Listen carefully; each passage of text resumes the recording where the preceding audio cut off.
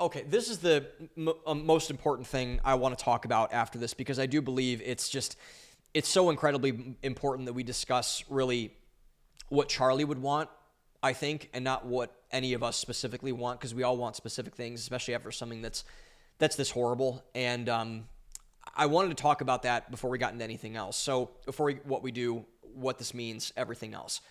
So it is important to recognize that Charlie Kirk will go down as one of the most historic figures of this era. Charlie Kirk will be in history books. There will be biographies written about Charlie Kirk. There are millions of people that have been forever changed by listening to Charlie Kirk, and millions more because of what just happened to Charlie Kirk with his murder. And that murder, that assassination, will only make his legacy and his message that he worked so hard to evangelize even louder than it already is.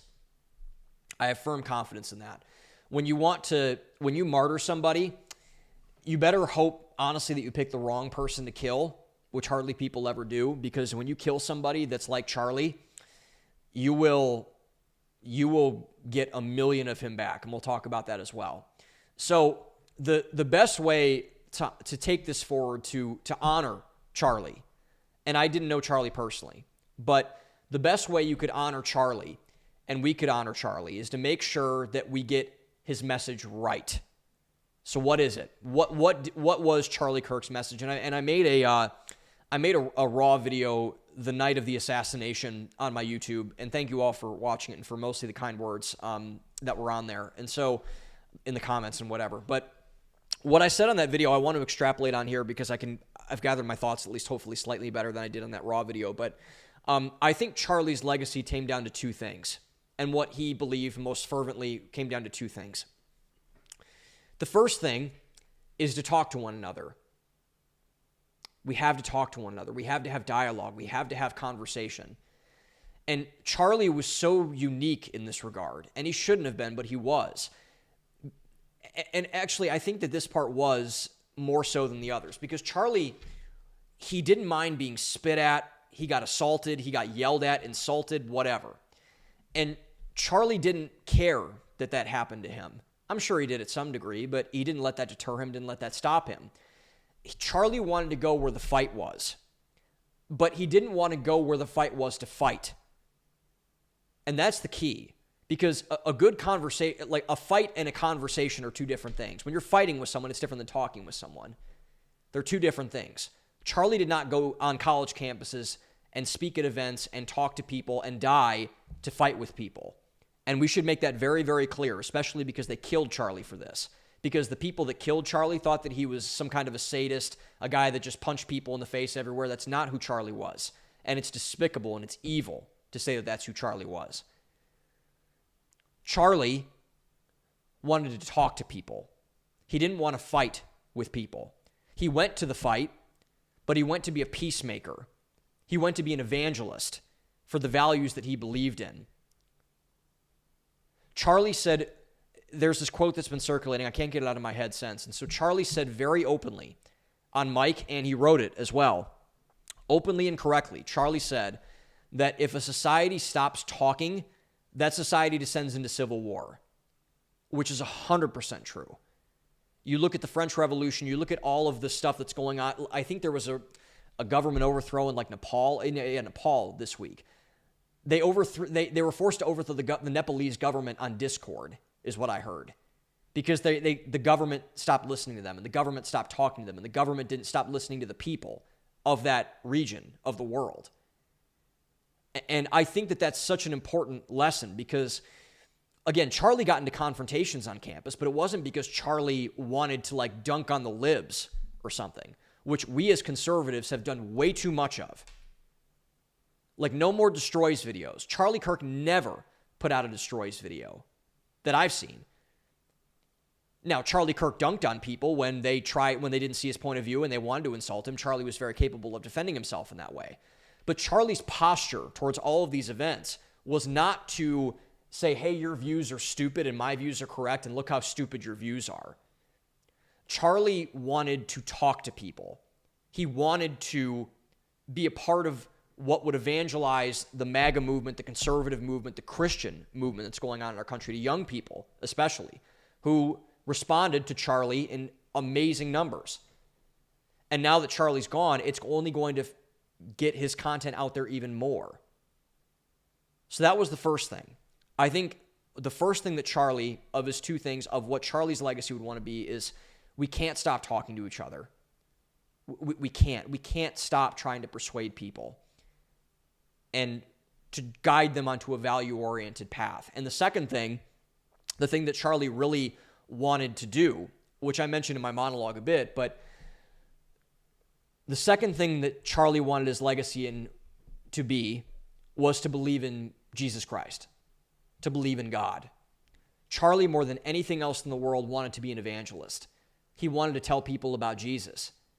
He wanted to pivot so much so that he wanted to pivot the primary goal of Turning Point, the biggest political activist organization in the conservative movement in the world right now. I don't care about the Heritage Foundation. And I love Kevin Roberts, by the way, but I don't care about the Heritage Foundation. I don't care about AAI. I don't care about all these other, think tanks. Turning Point USA is by far the most culturally important conservative institution in the space, bar none. Bar none. I knew because I've seen it grow. There's nothing like it, especially for young people. And Charlie wanted to pivot his life's message so that more people didn't just become conservatives, but they became Christians, so they believed in Jesus. And there's so many viral clips of Charlie circulating over the last couple of days, obviously, because Charlie had so many of them. But the one that I've seen over and over again, and I think Allie Beth Stuckey played this on her show as well, was basically of a young man on a college campus who was definitely, from what it looks like, a leftist, came up to him and asked him if Charlie was a Christian, which is funny because Charlie talked about his faith so much. But he asked Charlie if he was a Christian, and Charlie said, yeah. He's like, oh yeah, like I'm a Christian. And he asked him why, and he said, well, do you want a historical argument or do you want like just a purely rational argument? He said, I'll take the rational argument. And Charlie said, if there is nothing in the Bible that, if adopted, makes your life worse, and that divine help is needed in a fallen world, which is obviously true. And Charlie just goes down the list like, believe in God. Please accept Jesus as your Lord and Savior. Do what you need to do. And so this is the most, I think, and Charlie was working very hard to change this, and I think he was succeeding at this because I knew a lot of the pastors that knew Charlie. I know Alan Jackson a bit. I follow Mark Driscoll. With Jack Hibbs, all these guys that are just titans of the Protestant evangelical faith. They knew they were coming around, and people were saying like, "What's going on here? What is this?" And so the most misunderstood thing about him, and I think even in the media and even in a bunch of other things, and they've smeared Charlie as like, "Oh, he's a Christian nationalist. He's this. He's whatever." It's like, okay, whatever. But Charlie was, at the end of the day, not a conservative that liked Christianity or a politician who liked Christianity. He was a Christian who liked politics. That's who Charlie Kirk was at the end of the day. He was not a politically minded person who tossed and salted faith on top of his politics. He was a faith-driven person that salted his faith with politics. That's exactly who Charlie was. And that's exactly what people don't understand about where Charlie was coming from with all this. And Charlie was working to improve that image of himself, and it was working. But he didn't get the time to do that. And that's really what we must do. So if we want to do ourselves some good and to honor Charlie's memory properly, those two things are what is required to do so. We need to talk to people about everything, not fight with people. If it comes to that, fine, but approach it with a posture of talking to people. And we need to spread the gospel.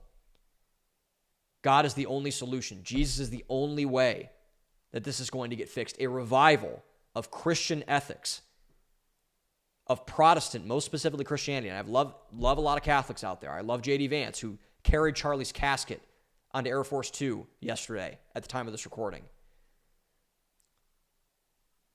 If we want to keep this moving, and if we want the movement that Charlie started, that Turning Point, started, we need to talk to people, and we need to talk about Jesus. And Charlie proved this.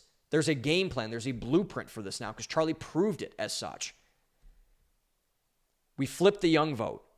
We appealed to young women to become conservative. No one has ever done that in my life except for Charlie, or as good as Charlie. So we can do this. This momentum does not have to die with Charlie Kirk. But it will if we don't do what Charlie said. If we don't go where everyone else fears to tread, to college campuses, to inner cities, to the urban metropolises, all these type of places that are like, oh, we can't find conservatives or Christians here or whatever. I don't care. I don't care if you can't. Go find them. Go seek them. All these seeker-sensitive churches out there, all these holier-than-thou politicians, your time is done because Charlie proved you wrong. So Charlie and his legacy will live on if we do what he said, if we go where everyone fears to tread, if we spread the gospel. But if we keep doing what we have been doing and what we basically outsource Charlie to do and say, hey, Charlie, go out and do this, we will never get anywhere, ever. The choice is ours. And if we want to honor Charlie, if we really want Charlie's message to keep going, that is what we need to do. It's what we need to do.